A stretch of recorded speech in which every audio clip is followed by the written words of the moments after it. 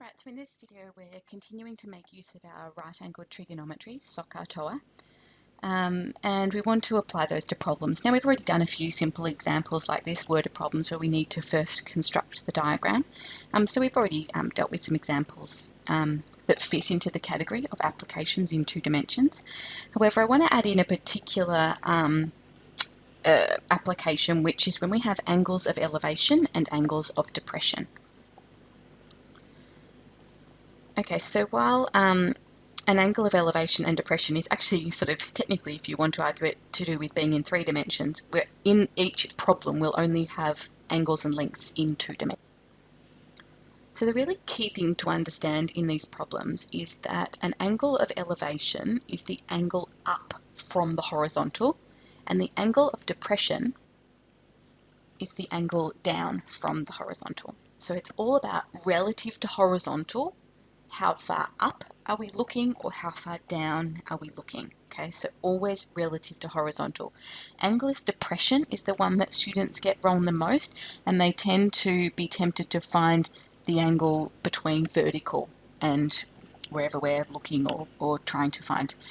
So it's always, the key thing is that it's always about horizontal, okay? Compared to horizontal, which direction are we looking, or which direction are things happening? Okay, let's work through some examples. Again, it's about drawing the diagram first so we can clearly identify a right-angled triangle from which we can then calculate the required length or angle. The angle of elevation from a point on the horizontal ground to the top of a vertical tower 50 metres away is 32 degrees. Find the height of the tower, giving your answer to 2 decimal places. Okay, so we have horizontal ground and we have a vertical tower. Okay. From a point on the horizontal ground, which is 50 metres away from the tower. So it's really important. A lot of students sometimes make surprising errors here, that when we say that the point is 50 metres away from the tower, it doesn't mean that the hypotenuse is 50 metres. If you ask yourself, well, how far is it from me to the Eureka Tower, the question isn't how far is it for me to go from here directly to the top of the tower. The question is, what is the horizontal distance between us? If I was taking a bird's eye view of this situation, what is the distance between us? Okay, so that 50 metres is along the ground. Right, so then we want to put in that angle. So the angle of elevation from the point to the top of the tower. So from this point, looking up to the top of the tower, angle of elevation. So angle of elevation meaning relative to horizontal, up. How far up from the horizontal have I looked? And we're told that that is 32 degrees. Okay, we want to find the height of the tower. Okay. Alright, so we've got our right-angled triangle happening here. We've got an angle and a length, and we're trying to find another length, and so we've got enough information in the triangle. Now, in this particular example, H is the opposite side from 32 degrees, and 50 is the adjacent side, and so we're going to need to use tan. So tan of 32 degrees is the opposite side, which is H, over the adjacent side, which is 50. So H is 50 times tan of 32 degrees. Putting that into our cas, 50 times tan of 32 degrees, and 2 decimal places, 31.24, and this problem has units, so it's 31.24 metres tall, the tower. Okay, number 2. 2 buildings are 112 metres apart. One of the buildings is 62 metres tall, the other is 95 metres tall. Find the angle of depression from the top of the taller building to the closest point on the top of the shorter building. Okay, so let's draw ourselves a diagram. So this time we've got 2 buildings, a shorter one and a taller one. Just move it a bit further away, just give us some space. Okay, so we know that the height of this building, put it out here, the height of this building is, what was the tall one? 95. And the height of this building is 62.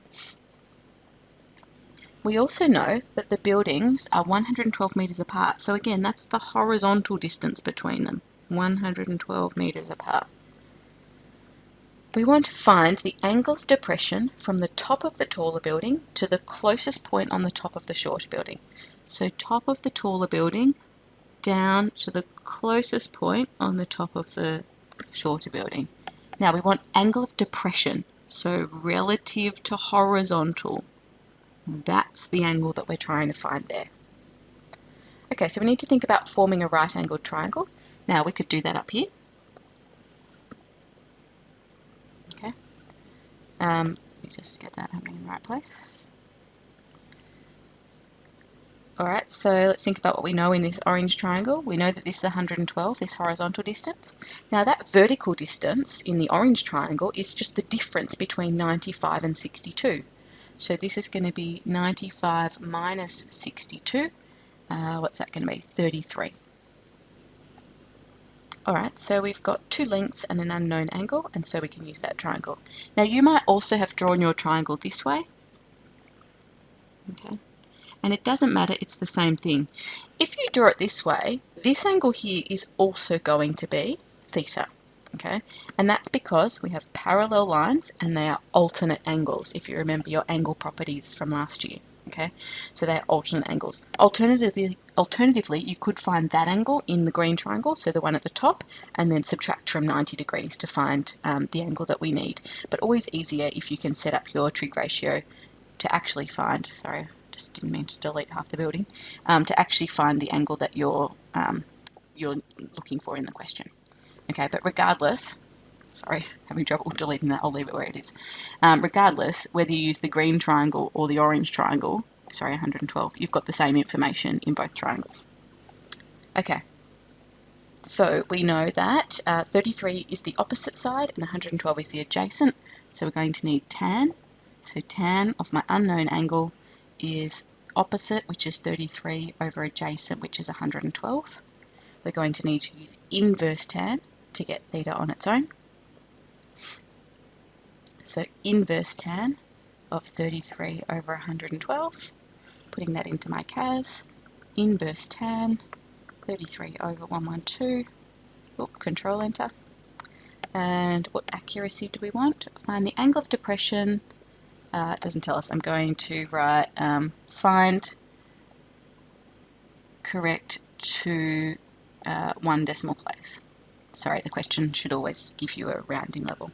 Okay, so 1 decimal place, this is going to be 16.4 degrees. Alright, question 3. David is standing at the base of a hill which is inclined at an angle of 6 degrees. So that's equivalent to saying the angle of elevation of the hill is 6 degrees. Compared to the horizontal, the inclination is 6 degrees. A vertical tree of height 13 metres stands 80 metres up the hill. Find to the nearest degree the angle of elevation to the top of the tree. Okay. So we've got horizontal ground, and then we've got our hill. Okay, so the hill is inclined at an angle of 6 degrees. David is standing at the base of the hill. Okay, so David is here, and the hill is inclined at an angle of 6 degrees. A vertical tree of height 13 metres stands 80 metres up the hill. Okay, so the tree is vertical. Okay, the height of the tree is, 13 metres.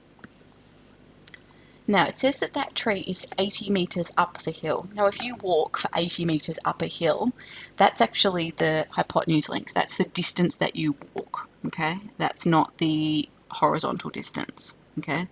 So it's really about thinking very clearly about the language being used and what's actually being said here. Okay, so we know that that is 80 metres there. What else do we know? Find to the nearest degree the angle of elevation from David to the top of the hill. Okay, so angle of elevation from David to the top of the hill. So let me maybe just use a different colour here.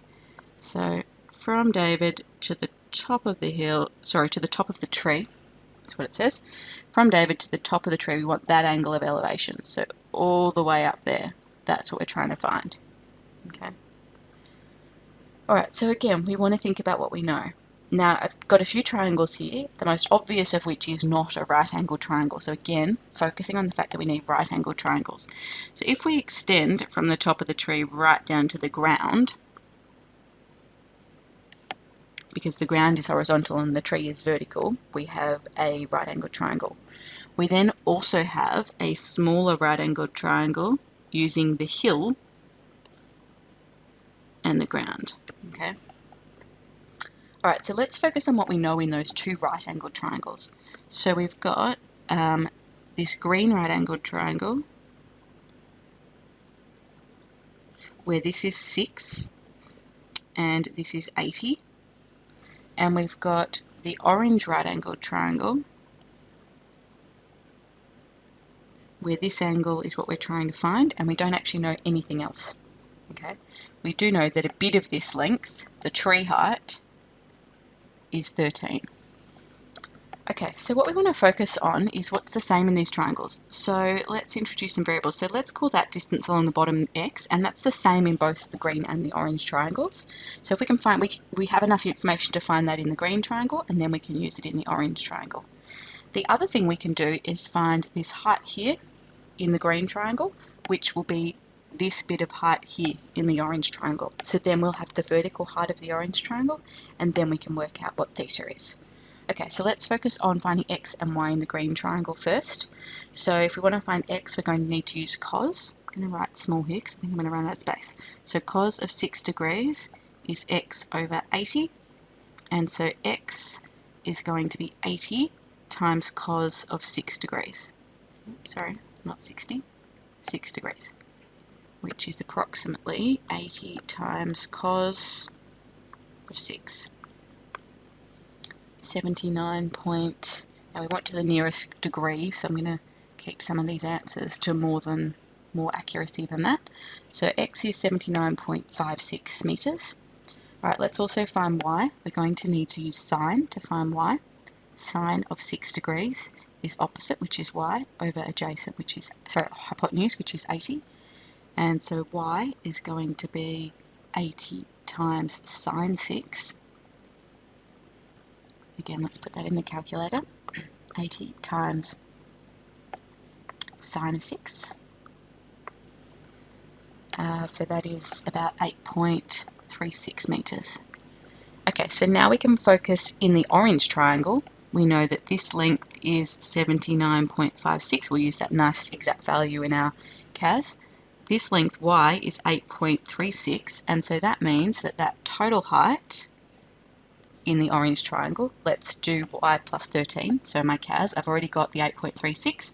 If I just add 13 to that, the height of the tree, it is 21.36. Okay. And so now, if I'm going to find theta, we've got the opposite side and the adjacent side, so we need to use tan in the orange triangle. So tan of theta is the opposite side, which is that 21.36, divided by, now I'm using approximate values here, so I'm going to say that it's approximately equal to 79.56. And so theta will be inverse tan of that. Okay, so in my CAS, inverse tan, and then I want to do 21.36, so scrolling up here and pressing enter to get that, divided by 79.56, so let's scroll up there to get that value. And so we're not creating any rounding errors by using those nice precise lengths, and that gives us, and we want to answer to the nearest degree, which will be 15 degrees. So the angle of elevation from David to the top of the tree is 15 degrees. Okay, number 4, the last one. A woman standing on horizontal ground measures the angle of inclination to the top of a nearby vertical tree to be 10 degrees. After moving 50 metres closer to the tree, she now measures the angle of inclination to the top of the tree to be 40 degrees. Find correct to the nearest centimetre the height of the tree. Okay, so let's have a look at what we've got here. So we've got, again, horizontal ground. We've got a tree. Okay. A woman standing on horizontal ground measures the angle of inclination to the top of the tree to be 10 degrees. Okay, so she's standing here. Angle of elevation from here, to the top of the tree is 10 degrees. After moving 50 meters closer to the tree. Okay, so she now moves closer to the tree by 50 meters. So she's now standing here. Now the angle of elevation to the top of the tree is 40 degrees. Find, correct to the nearest centimetre, the height of the tree. Okay, so that's what we're trying to find. So again, let's focus on the right-angled triangles in the problem. We've got another triangle, but it's not right-angled, so it's useless to us. So we want to focus on that whole big right-angled triangle and that smaller right-angled triangle with the 40-degree angle. Okay, so again, let's draw them out and see what we know. So we've got the larger, I'll draw them up here. So we've got the larger triangle, H is what we're trying to find, 10 degrees. We've got the green triangle,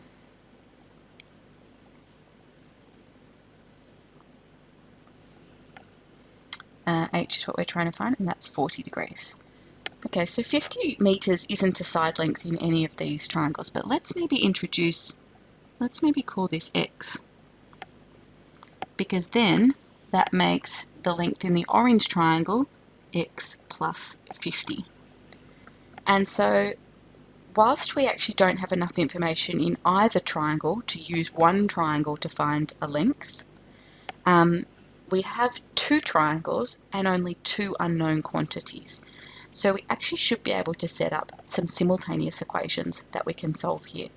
I'm going to do it by hand, but I'll also show you how, once you've set up the equations, given that you've got your CAS available to you, you could just use the simultaneous equation solving in your CAS, which we have looked at before now as well. Okay, so let's think about the green triangle first of all. That one's a bit easier. So if we set up an equation in the green triangle, we know that we get tan of 40 degrees equals h over x. Okay.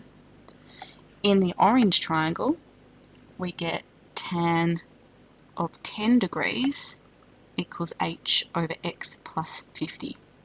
Now at this point, we've got two equations with two unknowns in them. We can use our CAS to solve them. I'll show you how to do that now, and then I'm going to go back and show you how you can do a bit more of the work by hand yourself.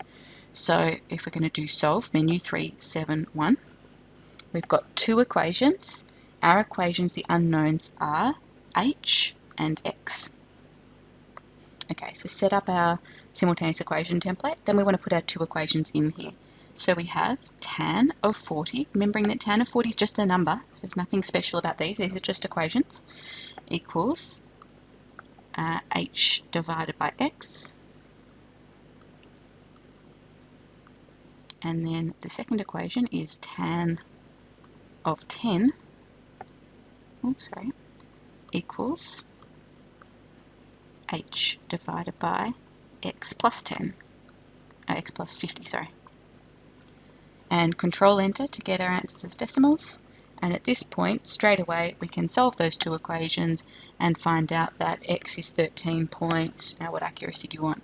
Nearest centimetre, and these are in metres, so that means two decimal places. So x is 13.30 metres, and h is 11.16 metres. Okay, I'll come back to that. We'll write those down as a final answer in a minute. If you wanted to do a bit more of the work for yourself, now I want to be 100% clear on the fact that if it's a trigonometry topic, you must have your CAS, okay? You can't work out what tan of 40 and tan of 10 are without your CAS, so you need the CAS. Therefore, you have the CAS, and therefore the best and most efficient way to solve this question is to use the simultaneous equation solving once you've got your two equations. However, let me just show you how we could take this a step further. So we could rearrange this equation. This tells us that h equals x times tan of 40. This equation tells me that h equals x plus 50 times tan of 10. And now if I substitute simultaneous equations, I substitute that's equal to h I replace h in the other equation for that. I now get the equation x times tan of 40 degrees equals x plus 50 times tan of 10 degrees. And then I've got an equation with just one unknown in it, so I don't need to solve simultaneous equations. I can just solve one equation, which is x times tan 40 equal to, brackets important there, x plus 50 times tan of 10. And I'm solving for x. Sorry, control enter.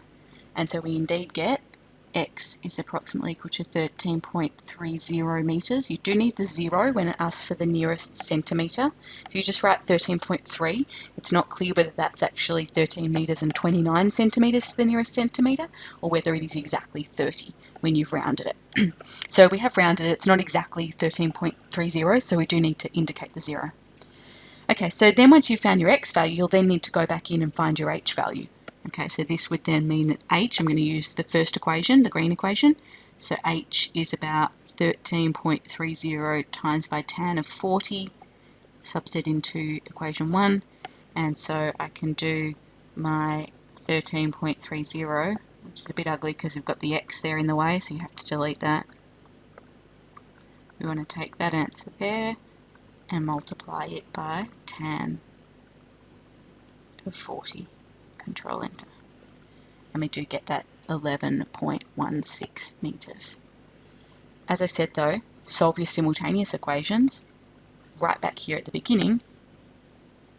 Okay, solve these simultaneously rather than create extra steps where you might make mistakes. So solve simultaneously for x and h, and you get those same two solutions all at once straight away.